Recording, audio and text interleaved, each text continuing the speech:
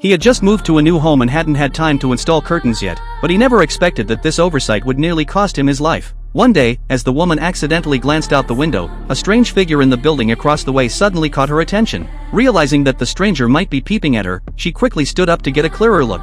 However, before she could reach the window, the eerie figure vanished without a trace in the next second. The woman thought she might have been overthinking it and decided not to dwell on it. The next day, while shopping, she couldn't shake the feeling that someone was following her. Yet, as passerby after passerby hurried past, she concluded it was just her imagination. To ease her nerves, she decided to watch a movie to calm her unsettled mind. The theater was nearly empty, and she deliberately chose a seat surrounded by no one. After scanning the area and finding nothing unusual, she finally relaxed. But not long into the movie, a strange figure suddenly sat down directly behind her. Despite the many empty seats available, the person chose the one closest to her. The thought sent a chill down her spine, and she immediately left the theater, constantly looking over her shoulder as she walked away. To soothe her anxiety, she headed to a crowded supermarket. The constant flow of customers provided a slight sense of relief. However, as she carefully selected groceries, a customer who appeared behind her raised her suspicions again. She noticed that the man was wearing the exact same clothes as the one from the movie theater. A sense of dread washed over her. Determined to uncover the truth, the woman returned home.